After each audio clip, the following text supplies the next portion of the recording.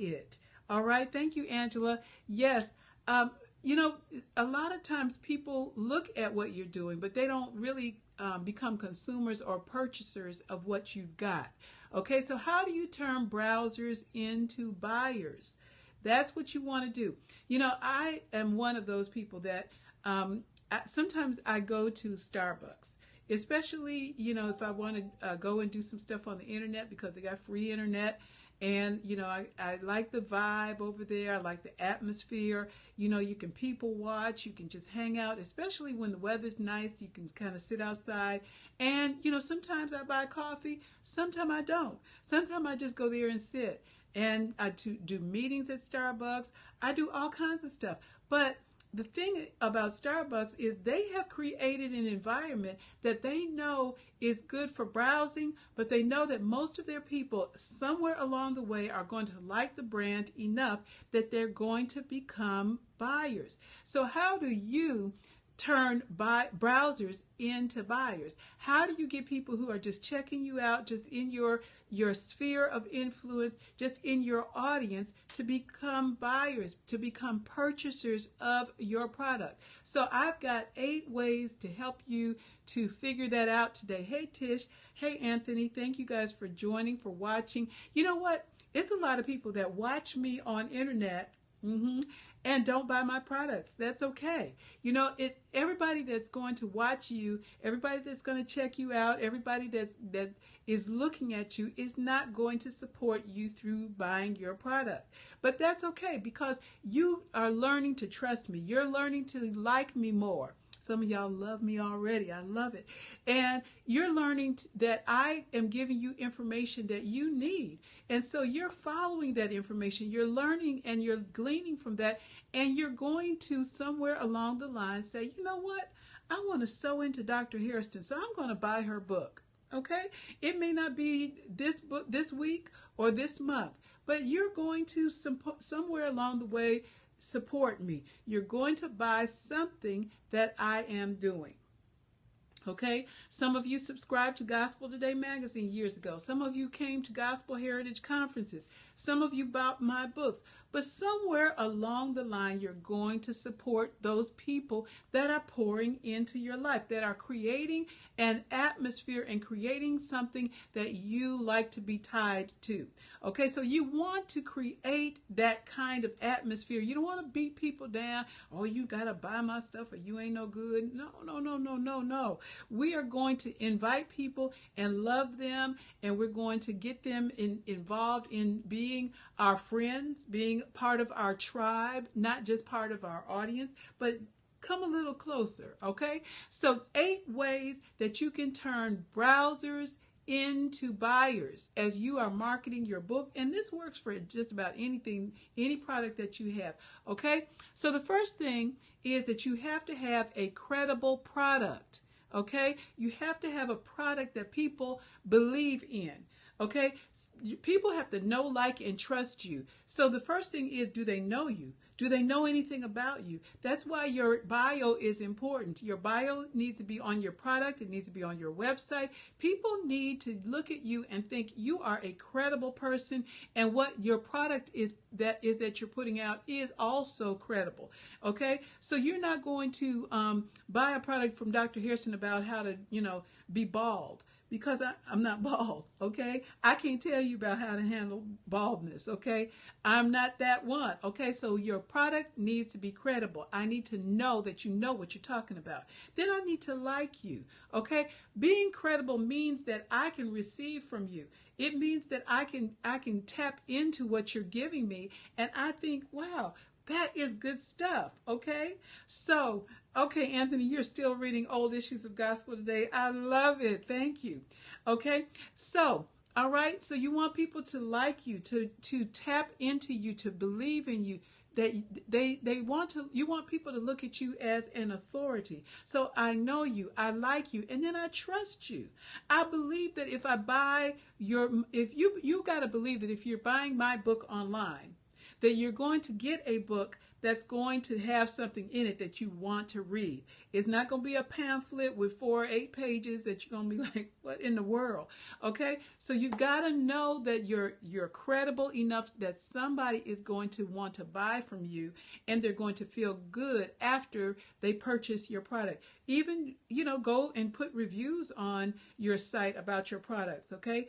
And be credible in them. Be honest, be truthful. So having a credible product and being a credible person. So credibility is item number 1 when it comes to expanding your audience and making browsers into buyers, okay?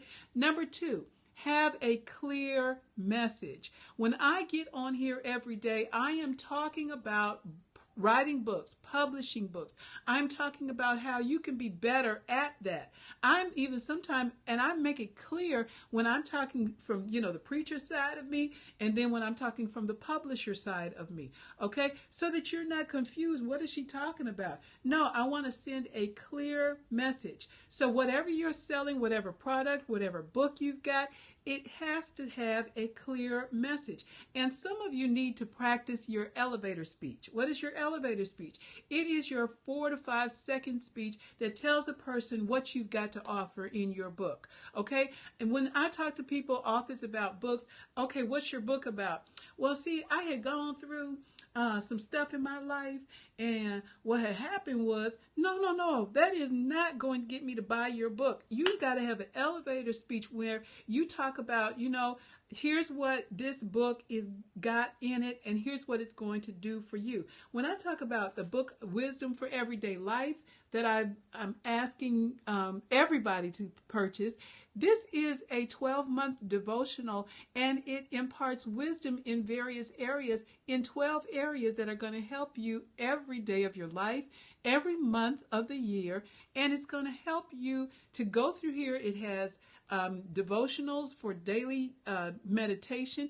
It has an area in back of each chapter where you can write, where you can respond, and it's meant to be shared with friends. So I've just told you about 5 things about this book that you can immediately take away, and that's only in 5 seconds. Okay, thank you, Angela. I'm glad you've got the book and you like it.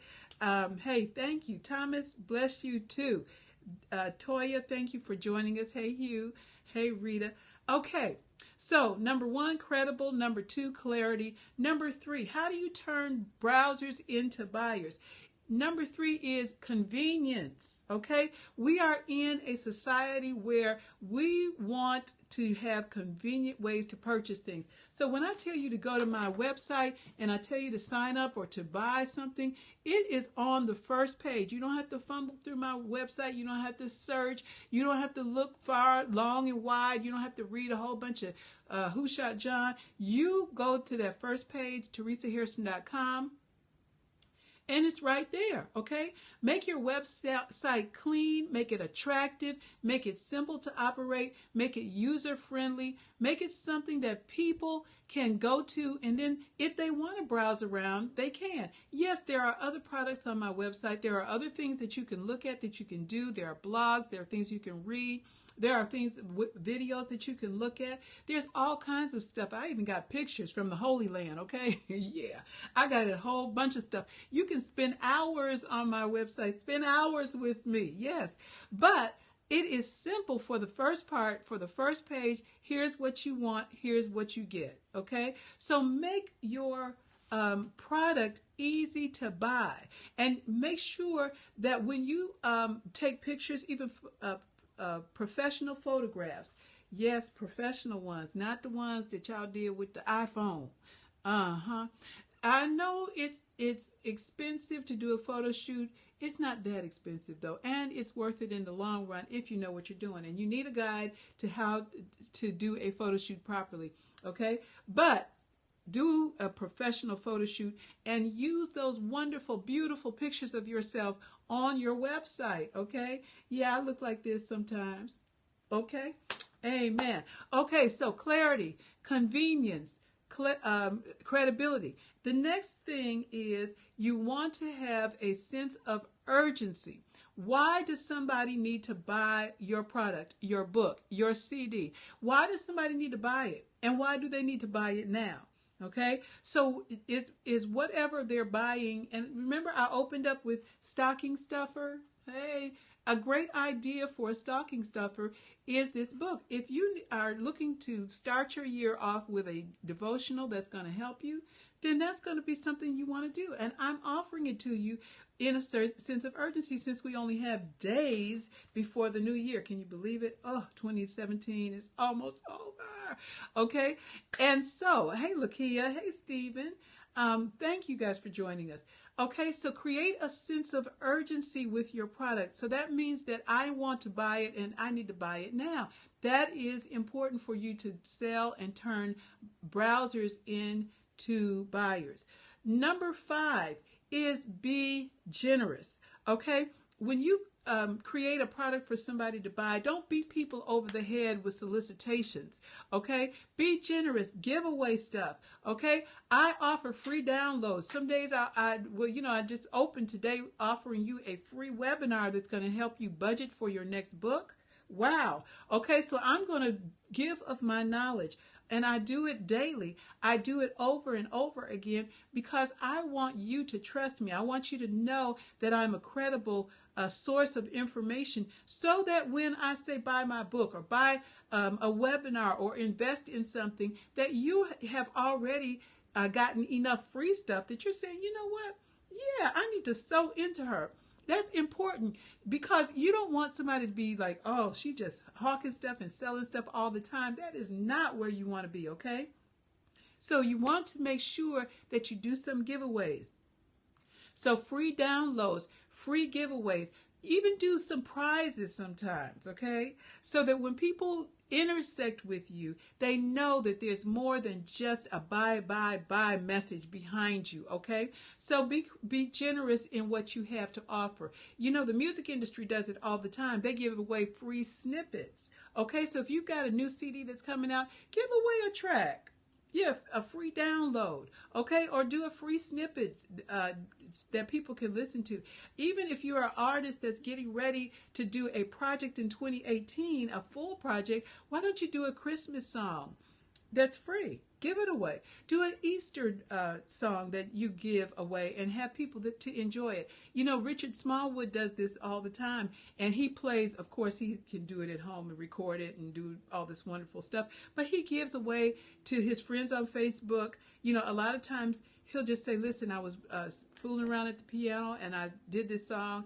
And he'll play something and, oh, what a great atmosphere and what a great gift, a gift of music, a gift of inspiration. Give something away and be generous in all that you are doing, okay? That's a good way to turn browsers into buyers. Number 6, be consistent. Communicate with people on a consistent basis. I am on here normally Monday through Thursday, always every week, Monday through Wednesday, and unless I'm out of town, out of the country or something.